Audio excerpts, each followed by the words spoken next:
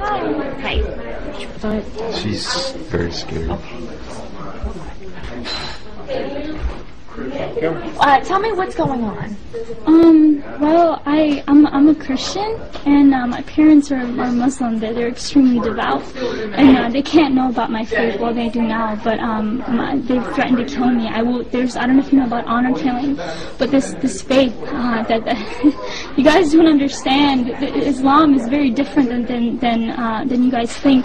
They have to kill me. My blood is now halal, which means that because I am now a Christian, I'm from a Muslim background, it's an honor. If they love God more than me, they have to do this.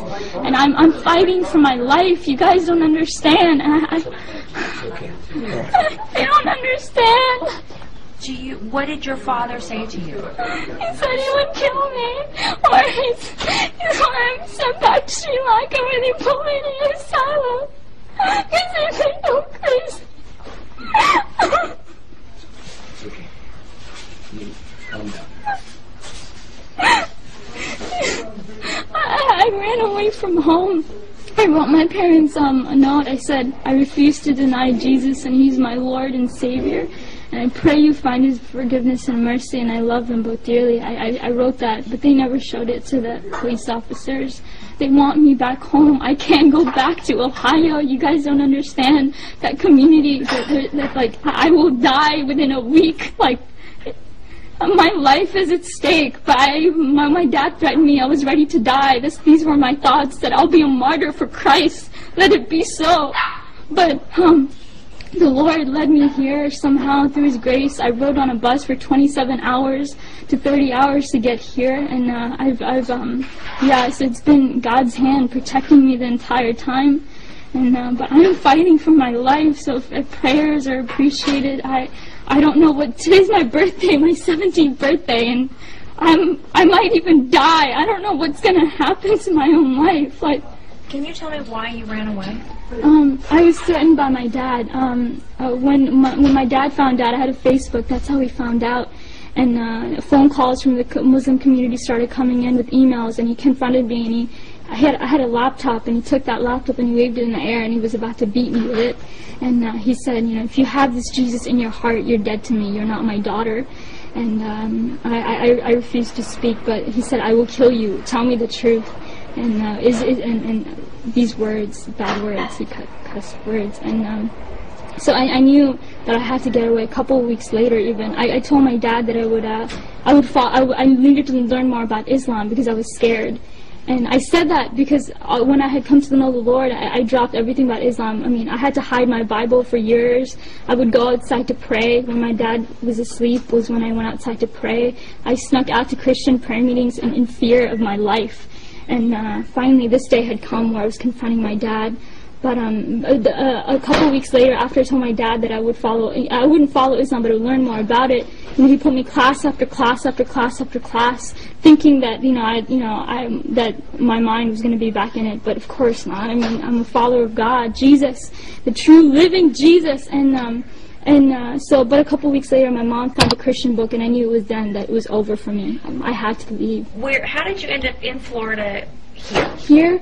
What happened is that night, I had to leave, so I left.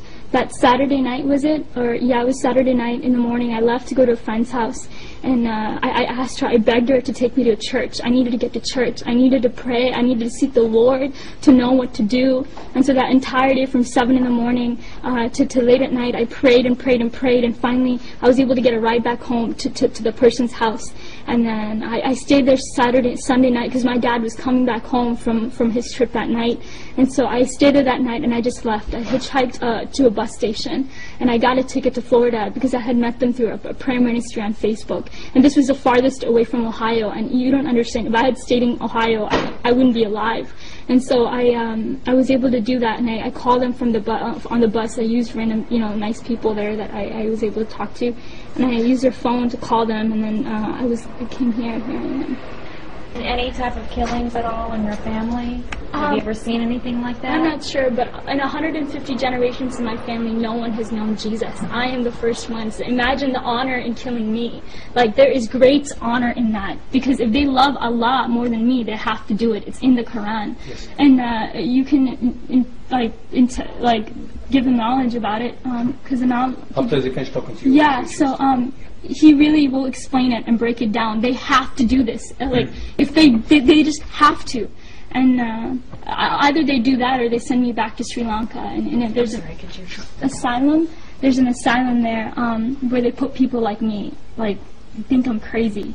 And do you really think that this is true, or do you think this is just a threat? There's actually hundreds of cases that are back to like me. Amina and Sarah, they were forced to go back home. They were killed by their dad. Like, this is not just some threat. This is reality. This is truth. This is reality. How many more cases? If you want, there's case after case. There's hundreds of them. I am one. I am one of hundreds. They have to. You guys don't understand.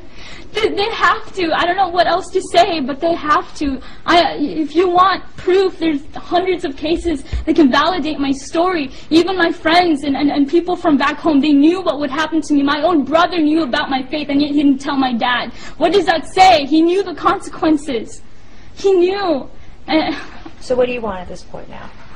I want to be with them. I want to be free from my parents. I want to be free. I want to worship Jesus. I want to go to church on Sundays and read my Bible and see Jesus is alive whenever I want to. You guys talk about religious freedom?